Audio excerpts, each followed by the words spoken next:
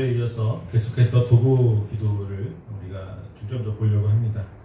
그 중에서도 하나님과 죄인의 화해를 목적으로 하는 이 중재 기도에 대한 말씀을 오늘 전하려고 합니다. 지난주에도 아브라함을 통한 하나님의 앞에서 아브라함의 중재 기도를 우리가 봤는데, 오늘은 모세의 중재 기도를 좀 보려고 합니다. 모세를 통해서 다시 한번 이 중재 기도를 어떻게 해야 되는지, 또 어떻게 하는 것이 지혜로운 기도고 우리가 어떻게 또 해야 되는지에 대해서 배워보겠습니다. 먼저 말씀의 배경을 좀 보면요, 애굽을 나온 이스라엘 백성들이 정말 하나님의 산이라고 하는, 신의 산이라고 하는 이 호렙산에 우여곡절 끝에 도착하게 됐습니다. 중간에 비록 모세를 원망하기도 하고 또 아말렉과의 전쟁도 있었지만, 그들은 이 신의 광야에 이르러서 거기에 장막을 치게 되고, 그리고 하나님은 이스라엘 백성과 그곳에서 굳은 언약을 맺게 됩니다. 이때 백성들은 여호와 하나님의 광엄한 위험 앞에 두려움을 느끼고 모세를 그들의 대표로 하여서 하나님의 말씀을 듣도록 하게 하죠. 모세는 호렙산에 올라가서 언약을 맺은 이후에 호렙산에 올라가서 40일 동안 하나님의 말씀을 듣게 됩니다. 그리고 오늘 본문의 말씀이 나오는 것이죠. 이때 백성들이 어떻게 합니까? 이 모세라고 하는 그들의 정신적인 지주, 그의 오랜 부재를 통해서 두려움이라는 감정을 느끼는 것 같아요. 불안함, 두려움, 그런 감정들을 느끼게 됩니다. 그들은 지금까지 그들을 이끌어오면서 놀라운 이적과 또한 카리스마를 보여주었던 모세가 하나님의 부름으로 산 위에 올라간 이후에 그의 복귀가 점점 늦어지게 되자 어떤 생각을 하게 된 거예요? 오늘 1절 말씀을 한번 볼까요? 1절 말씀 같이 읽습니다. 시작. 백성이 모세가 산에서 내려옴이 더딤을 보고 모여 백성이 아론에게 이르러 말하되, 일어나라, 우리를 위하여 우리를 인도할 신을 만들라. 이 모세 곧 우리를 애굽 땅에서 인도하는 사람은 어찌 되었는지 알지 못함이니라. 자, 한 달이 넘어가기 시작하니까 어떻게 되는 거예요? 불안해지면서 모세가 혹시, 여러분 생각해 보세요. 모세가 올라갈 때 뭐 음식을 가져갔으니까 뭐 아무것도 안 가져갔잖아요, 그렇죠? 그러니까 상식적으로 생각해봐요. 일주일 넘어가면은 이미 굶어 죽었을 거예요. 길을 잃었나? 산짐승에게 물렸나? 여러 가지 상상이 되겠죠. 그래도 2주 넘어가고 3주가 넘어가고 이렇게 되면 온전치 못하겠구나라는 생각을 했을 겁니다. 모세가 죽은 것은 아닐까라고 하는 생각을 하게 된 것이죠. 지금까지 그들과 하나님을 연결해 줬던, 사실 백성들이 하나님이 두려워하잖아요. 백성들은 지금 하나님을 두려워하는 가운데 있었고 하나님과 언약을 맺은 백성이지만 아직 하나님을 잘 몰라요. 사실 이스라엘 백성들이 하나님을 잘 알 수 있어요? 없어요? 없어요. 왜? 애굽에서 400년 동안 있으면서 그들이 하나님보다는 누구를 더 섬겼습니까? 애굽의 신들에게 절했던 사람들이에요. 그들의 조상인 아브라함 때부터 이삭과 야곱과 쭉 어떻게 해서 하나님을 믿었던 백성이었지만, 애굽에 정착한 이후에 물론 하나님도 믿었을 거예요. 하나님이라는 존재가 있다는 건 알았을 거예요. 그렇지만 눈에 보이는 우상들이 훨씬 더 많았다는 것이죠. 그런 이들에게 하나님은 낯설어요. 눈에 보이지 않는 하나님을 낯설고, 그리고 하나님이 이스라엘을 보호해 주신다고 하시면서 행하셨던 모든 이적들을 생각해 보세요. 애굽에 있는 신들은 그런 이적들을 못했잖아요. 무능한 신들이었잖아요. 근데 하나님은 눈에 보이는 이적들을 보여줘요. 홍해를 가르시고 불기둥과 구름기둥으로 그들을 보호하시고 전쟁에서 승리하게 하시고 갑자기 돌 바위에서 물이 나오게 하시고, 무서운 하나님이거든요. 놀라운 하나님. 정말 우리는 그래요. 우리와 다른 존재를 보잖아요. 우리가 다른 존재를 친하다고 느끼면 또 모르겠는데, 우리가 다른 존재를, 우리보다 높고 대단한 존재를 보게 되면요, 가장 먼저 드는 생각은 뭐냐면 사실 두려움이에요. 우리가 제가 예전에도 한번 말씀드렸을 거예요. 그 다른 종교들, 우리가 샤머니즘이라고 하는, 또는 그런 토테미즘, 옛날 그런 고대 신앙들, 이런 것들이 다 두려움에서 시작했다고 했잖아요, 그렇죠? 내가 두려워하는 것을 섬기면 내가 그 두려움으로부터 안전하겠지라고 하는 마음이 섬겼듯이, 이스라엘 사실 지금 다르지 않아요. 하나님과 언약까지 맺었지만 여전히 하나님은 두려운 존재예요. 그 하나님과 대면할 수 있는 사람이 필요했던 거죠. 모세였어요. 근데 지금 모세가 어떻게 되는지 몰라요. 그러니까 어떻게 해요? 애굽의 신들처럼 눈에 볼 수 있고 좀 친근한 신을 만들어 오자는 거죠. 두려워서 다가가지 못하는 신이 아니라 애굽의 신들처럼 만만한 신. 그래서 애굽의 신인 중에 하나인 송아지 형상을 가지고 오잖아요. 아론은 이스라엘 백성에게 금 고리를 받아서 금 송아지를 만들게 됩니다. 그리고 이스라엘 백성들은 그 우상을 향하여 이스라엘아 이는 너희를 애굽 땅에서 인도하여 너희 신이로다 라고 하면서 외칩니다. 그들은 황금 송아지 우상 앞에서 번제와 화목제를 드리고 그 앞에서 먹고 마시며 뛰어놀았습니다. 먹고 마신다고 하니까 무슨 애창 같은 거 생각하면 안 돼요. 여기 먹고 마시고 뛰어놀았다고 하는 것은 축제를 열었다는 거거든요. 그리고 아이들 설교 때 제가 자세하게 말 못했지만 여기서 축제를 한 것은 굉장히 음란한 행위들도 많이 있었다는 거죠. 우리가 생각하는 그냥 먹고 마시면서 즐겁다 춤추는 정도가 아니라 굉장히 좀 뭐랄까 우리가 좀 퇴폐하다고 할 정도의 그런 모습이었던 것입니다. 하나님이라고 하는 송아지를 만들어 놓고 번제와 화목제를 드린 다음에 완전히 그런 거죠. 그러자 하나님은 그들을 진멸하고 모세를 통하여서 다시 큰 나라가 되게 하겠다라고 말씀하십니다. 그 크신 하나님의 진노 앞에서 모세는 이스라엘 백성을 용서해 줄 것을 간구하고 있죠. 그리고 저희는 오늘 그의 기도를 통해서 다시 한번 중재 기도의 귀한 모습을 배워보려고 합니다. 지난주 아브라함의 기도에 이어서 오늘 모세의 기도인데 우리가 어떻게 하면 정말 하나님 앞에 이 땅의 백성들과 많은 이들을 위해서 또 범죄한 이들, 악한 이들, 또 하나님 앞에 부정한 이들을 어떻게 하면 구원할 수 있을까라고 하는 귀한 소스를 좀 얻을 수 있을 것 같습니다. 하나님이 진노하게 된 원인이 무엇인가요, 여러분? 하나님은 왜 이렇게까지 이스라엘 백성에게 진노하게 계시는 것일까요?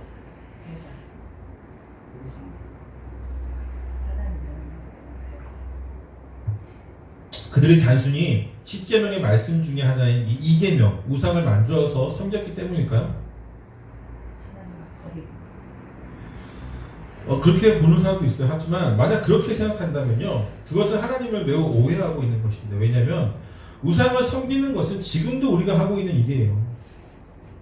우리는 지금도 하나님보다 재물을 더 의지하지 않습니까? 또 하나님이 아닌 다른 것, 즉 가족이나 생명 또는 어떤 것이나 어떤 사람을 더 하나님보다 더 사랑하고 의지하고 있지 않습니까? 당연히 우리도 지금 날마다 범하고 있는 것이 우상에 대한 죄예요. 그렇다면 우리도 지금 바로 당장 진멸해야 되잖아요. 그렇죠? 여러분과 저도 진멸돼야 돼요. 저도 순간순간 하나님보다 저희 자녀를 더 사랑하는 순간이 있을 때가 있고요. 저도 그렇습니다. 하나님이 이스라엘 백성에게 진노하면서 하시는 말씀을 보겠습니다. 9절 말씀인데요. 한번 보겠습니다. 9절 시작. 여호와께서 또 모세에게 이르시되 내가 이 백성을 보니 목이 뻣뻣한 백성이로다. 목이 어떻다고요? 신명기 9장에서 모세가 이 말씀을 인용합니다. 그러면서 뭐라고 하냐면 너희는 목이 곧은 백성이라. 목이 곧었다. 우리가 흔히 이제 목이 뻣뻣한 사람이라고 하는 이들은 어떤 이들을 가리켜서 하는 말입니까? 어떤 사람에게 우리 보통 저 사람은 목이 뻣뻣해 라고 얘기를 할까요? 그쵸? 우리는 보통 오만하고 건방진 사람에게 이러한 표현을 씁니다. 특히나 반드시 겸손해야만 하는 그러한 자리에서조차도 이렇게 오만하고 건방진 사람들을 보면 우리는 당연하다는 듯이 정말 목이 뻣뻣한 사람이구나 라는 표현을 쓰게 되는 것이죠. 심지어 지금 이 말씀을 하시는 분이 누구예요? 하나님이시잖아요. 하나님이 이 백성은 목이 뻣뻣하다.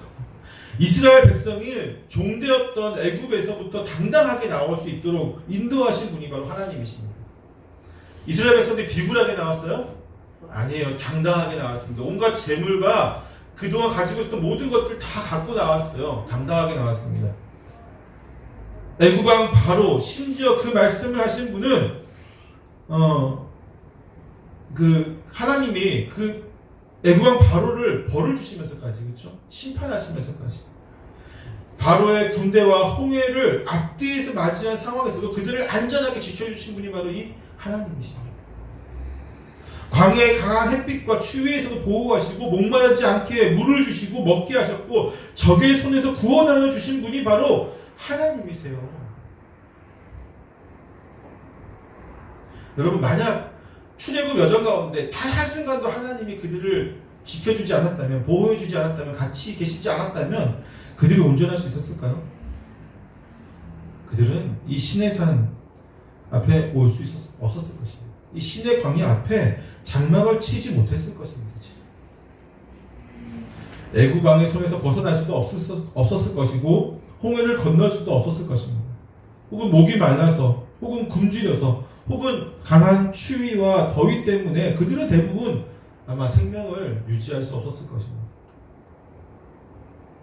그럼에도 이스라엘은요, 하나님을 온전히 섬기지 않았어요. 이 목이 뻣뻣하다라고 하는 것, 이스라엘 백성들이 하나님께 순종하지 않았기 때문일까요? 아니에요. 이스라엘은 하나님을, 아까 제가 처음에도 얘기했지만 하나님을 어떻게 생각한다고 했어요? 무서워한다. 무서워하니까 누구를 내세웠어요? 모세를 내세웠다고. 하나님을 두려워하고 있어요, 이스라엘은.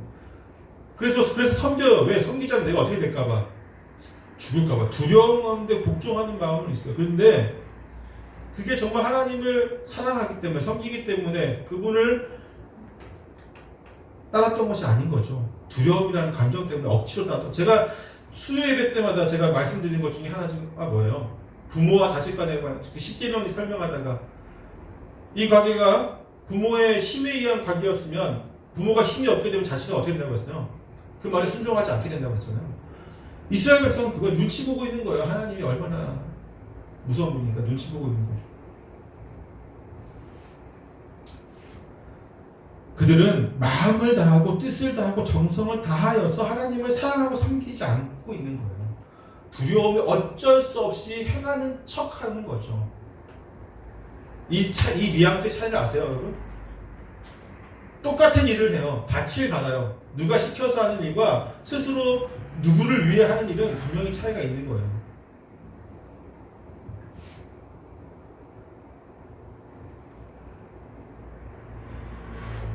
그들은 단지 지금 어떻게 하고 있냐면요, 하나님을 눈치 보면서 이용하려고만 하고 있는 것이에요.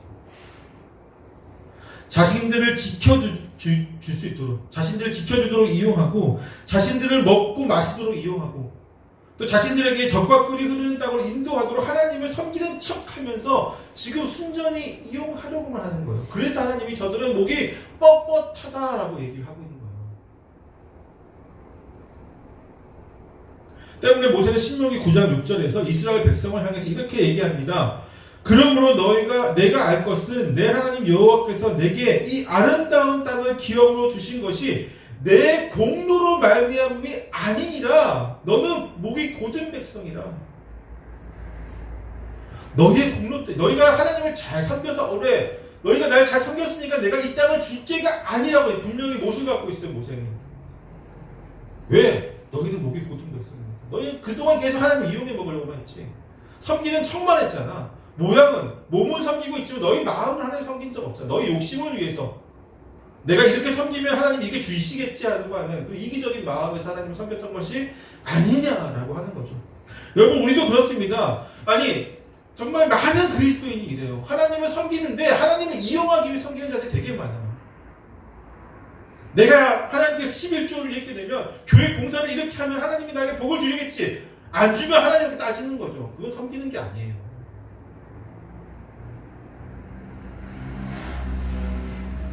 하나님 앞에서조차 목이 뻣뻣할 만큼 오만하고 건방진 백성이 바로 이스라엘 백성이라고 하나님은 지금 모세에게 말씀하고 계십니다. 비록 겉으로는 하나님과 모세의 말에 순종하는 척은 하고 있지만 그들은 단 한순간도 온 마음을 다해서 섬기며 순종한 적이 없었던 것입니다. 오직 이용하면서 복을 받기 위해 겉으로만 그러한 모습을 지속적으로 보여주고 있었던 것이죠. 때문에 모세의 부자가 길어지자마자 그들의 본성이 바로 나오게 됩니다. 즉 눈치 볼 사람이 없자 하나님의 말씀을 바로 거역하면서 우상을 만들게 되었던 것입니다. 사랑하는 성도 여러분 어떻게 생각하세요? 이러한 이들을 위해서 중재 기도하는 것이 정당할까요? 지난주에도 제가 아브라함 때도 말씀드렸지만 정말 악인을 위해서 기도하는 게 맞을까요? 제가 만약 모세였다면 절대로 그냥 넘어가지 않았을 것입니다.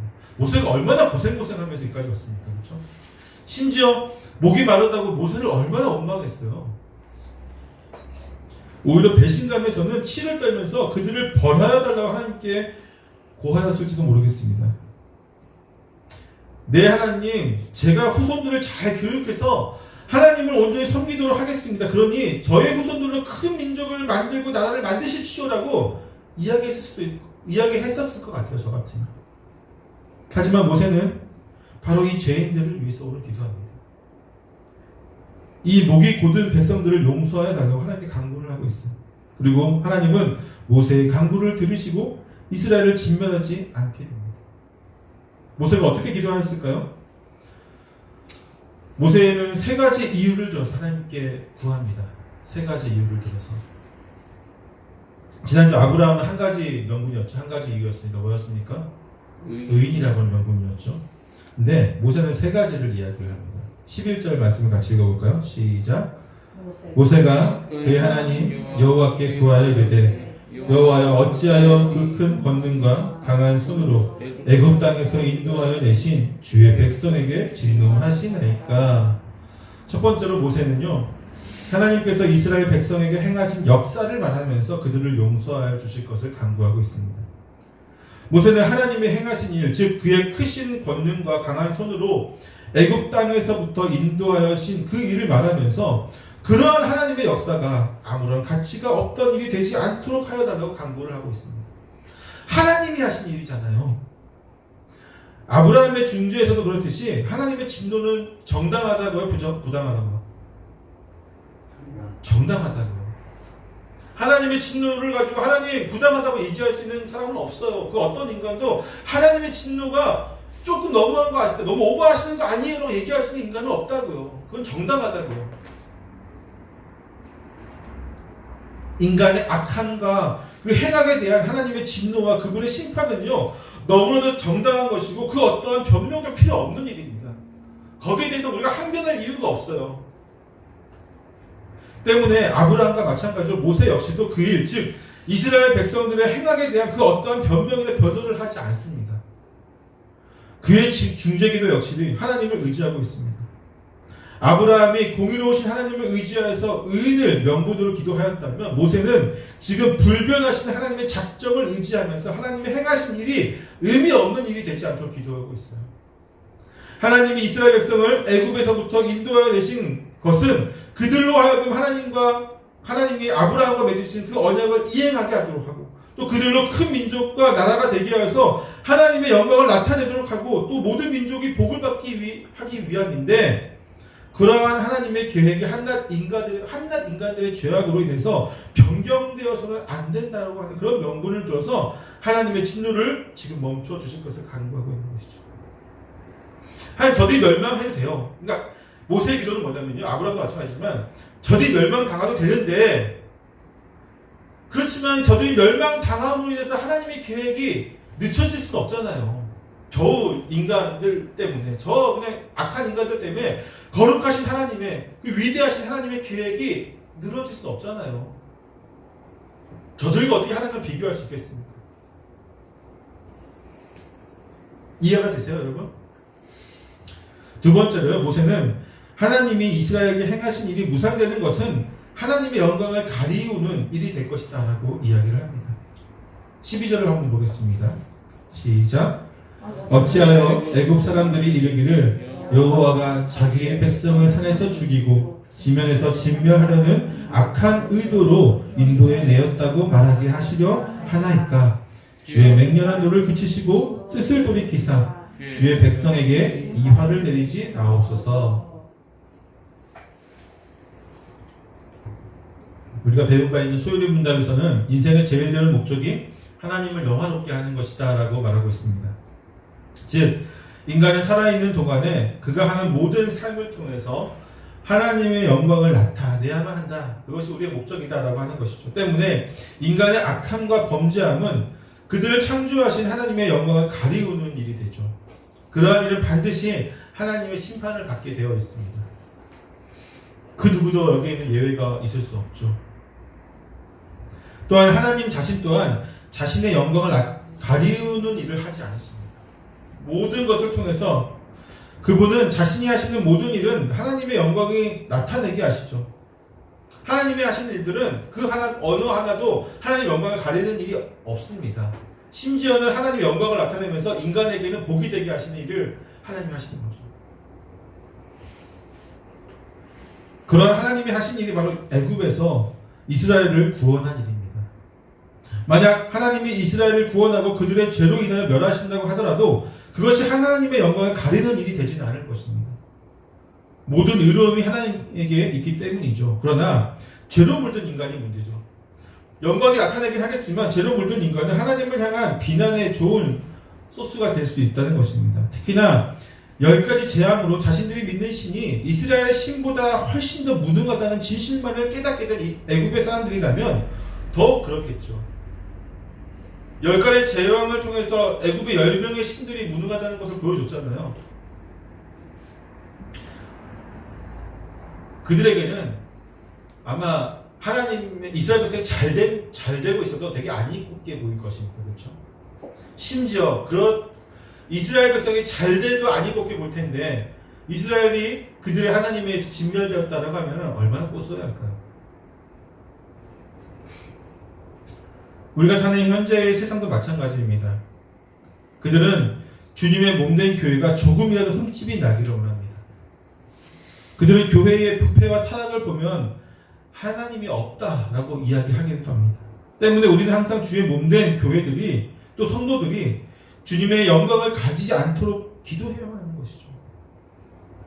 또한 우리의 연약함이 하나님의 영광을 가리지 않도록 주의 은혜를 구하고 비록 우리가 주님의 영광을 가릴 만한 악한 모습을 세상에 보였을지라도 그러한 모든 것을 서로 바꾸시도록 간구해야만 합니다. 우리가 이렇게 간구하는 것은 우리 욕심 때문이 아닌 것이죠. 오직 하나님의 영광을 위해서입니다.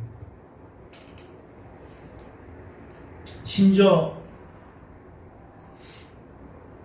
우리의 욕심으로 이루어진 일들이 있어요. 대부분 그렇죠? 어떤 일들은 우리 어떤 목사라든지 성도들의 욕심에 의해서 어떤 사업을 벌이고 교회를 크게 지키기도 하고 여러 가지 일들을 하잖아요. 분명히 우리가 봐도 그것이 욕심이에요. 그렇죠? 결코 하나님의 영광만을 위해서 하지는 않으십니다. 하지만 그럼에도 불구하고 하나님은 그것을 통해서 영광을 받으세요. 그럼 우리가 해야 될 일은 뭘까요? 세상 사람들과 마찬가지로 거기에 관련된 이들을 통해서 부패한 이들을 욕하는 것이 정당한 걸까요? 우리가 해야 될 일은요, 기도하는 것이죠.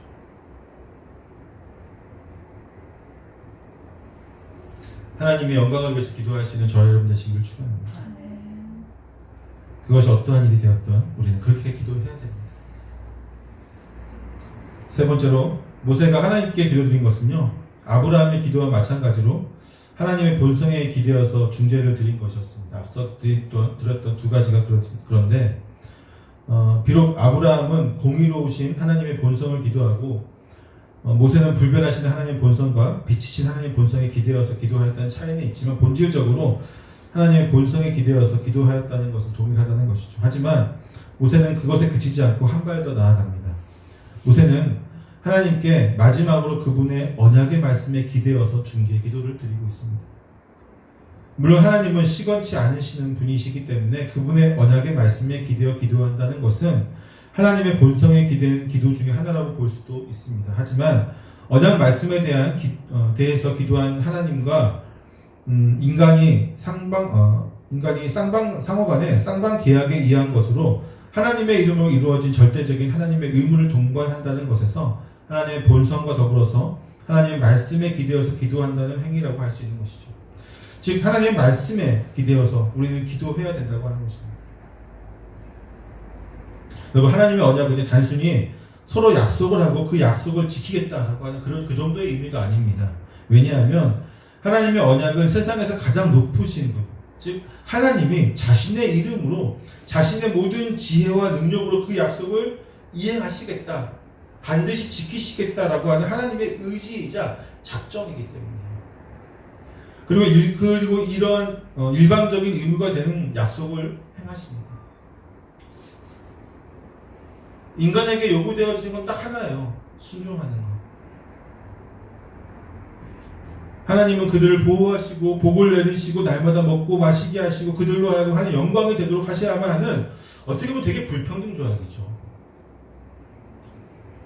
그러한 것을 지금 하나님과 이스라엘이 맺고 있는 거예요. 하나님과 우리가 맺고 있는 것입니다. 그리고 지금 모세는요, 그러한 하나님의 언약, 즉 아브라함과 이삭과 이스라엘과 맺으신 그 언약에 기대어서 그들을 용서하여 주실 것을 간구하고 계십니다. 그는 마치 너희의 자손을 하늘의 별처럼 많게 하고 내가 허락한 온 땅을 너희의 자손에게 주어 영원한 기업이 되게 하리라고 하셨던 언약의 말씀이 아직 완전하게 이루어지지도 않았는데 어떻게 벌써 이들을 멸하라고 하십니까? 라고 하는 그런 뉘앙스의 말을 좀 하고 있어요.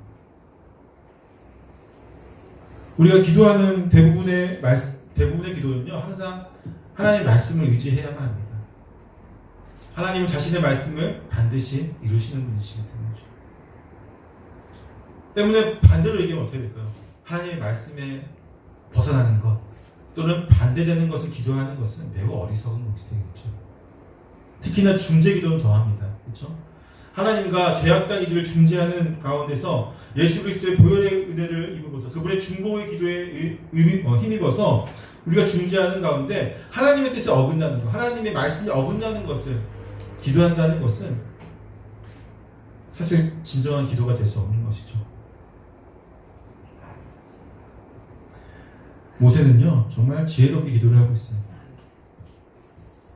하나님의 본성에 기대어서, 하나님의 행하신 작정에 기대어서, 하나님이 행하실 일을 기대하면서, 그분의 말씀에 기대어서, 언약에 기대어서 그는 전적으로 하나님께 지금 초점을 맞추고 있어요.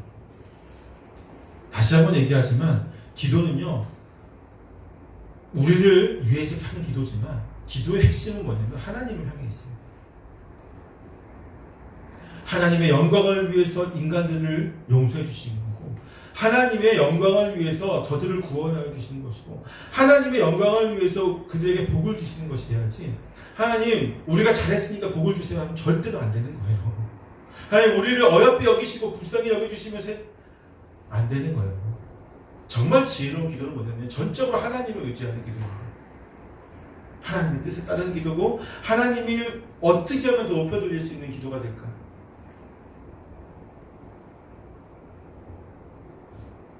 사실 목적은 분명하잖아요. 하나님이 알까 모를까요? 목적은 악인을 위한 기도였어요. 그렇죠? 하나님께 지금 범죄하고 있는 저 이스라엘 백성을 위한 기도였어요. 하나님 모를까요? 알까요? 알고 계세요. 하나님이 그 무한한 지혜를 어떻게 모세가 하는 말의 본뜻은 모르겠습니까? 그렇지만 하나님은 그러한 기도를 원하신다는 거죠. 하나님이 진멸하시렸으면 정말 진멸했어요. 그렇죠? 모세가 기도한다고 해서 그것이 하나님의 뜻을 돌이킬 수 있었을까요? 없었어요. 그러니까 하나님의 원래 작정에서는 사실 어떻게 된 거예요? 이스라엘 백성에 대한 진노가 없는 거죠. 사실 그 진멸할 뜻이 없는 거죠. 하지만 하나님의 작정 안에서는 그렇지만 모세의 기도를 통해 돌리겠다고 하시는 그런 뜻이 있었던 거죠. 그렇죠? 더 자세하게 나와보시면 작전에 대해서. 분명한 것은요, 하나님과 범죄한 이스라엘을 위해서 지금 모세가 기도하였다고 하는 것이 오늘 분명한 사실입니다. 우리는 범죄한 혹은 사회적 질서를 어지럽히고 물의를 일으키는 어떤 교회나 신자들을 보면 어떻게 하죠? 그렇죠? 그렇죠? 아마도 대부분의 성도들은요, 그 교회와 신자들을 정말 욕하게 바쁠 겁니다. 저 역시 마찬가지입니다. 저 역시 그들을 향해서 분노를 하였지만 그들을 위해서 기도한 적은 거의 없던 것 같아요. 왜냐하면 그들이 하나님의 심판을 받는 것이 너무 마땅하다라고 지금도 생각하고 있었거든요.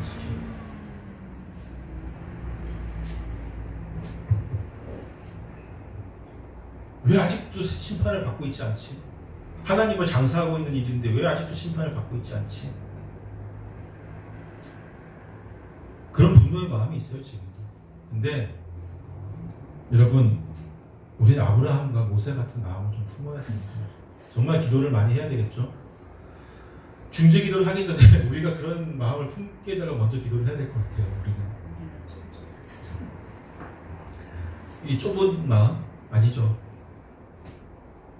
인간적인 마음이죠. 이 인간적인 마음을 정말 하나님의 마음으로 바꿔달라고, 아브라함과 모세와 같은 그런 마음을 달라고 기도해야 될 거예요. 세상 사람과 똑같은 마음을 품고 기도할 수는 없잖아요. 저들과 우리가 똑같은 마음을 품고 사람을 판단하고 분노하고 화를 내면서 기도할 수는 없잖아요. 그런 것 같아요. 이 중재 기도는요, 정말 그런 마음을 허락하시는 하나님의 능력으로 우리가 행할 수 있는 기도인 것 같습니다. 악인을 위한 기도, 범죄한 이를 위한 기도. 물론 다시 한번 얘기하지만 명분은 확실해야 돼요. 그들을 용서해달라고 기도해서 안 됩니다. 그들이 잘못하였지만 그래도 용서해 주세요가 아니에요. 하나님의 영광을 위해서, 하나님의 작정을 위해서, 하나님의 언약을 위해서 이런 것들이 이루어져야 된다고 기도하는 것이 우리의 모습이 되어야 되죠. 사랑하는 성도 여러분, 전 지금도 그런 생각이 듭니다. 뉴스를 보거나 어떤 매체를 통해서 정말 교계의 그런 안 좋은 모습들이 보일 때마다 참 가슴이 너무나도 아픕니다. 그리고 왜 저런 자들이 목사가 되었을까?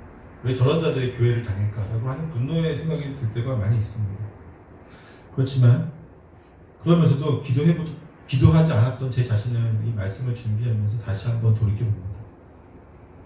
왜 나는 기도를 못했을까? 기도할 생각을 하지 못했을까? 왜 항상 분노하기만 했을까라고 하는 그런 생각을 가져봅니다. 저와 여러분도 분노하는 것은 하나님께 맡겨드리고, 우리의 분노는 그 어떠한 명분이 있어도 정당하지 못하다고 했어요. 그렇죠? 우리의 분노와 화와 우리의 그런 어떤 그런 과격한 모습들은요, 아무리 좋은 명분을 갖다 붙여도 정당화되지 않아요. 오직 진노할 때에 정당한 명분을 가지신 분은 하나님과 예수님밖에 없습니다. 아멘. 그분에게 맡겨드리고, 하나님에게 맡겨드리고, 우리는 용서를 강구하는, 중재를 강구하는 저와 여러분 모두가 되시기를 축원합니다. 기도하겠습니다.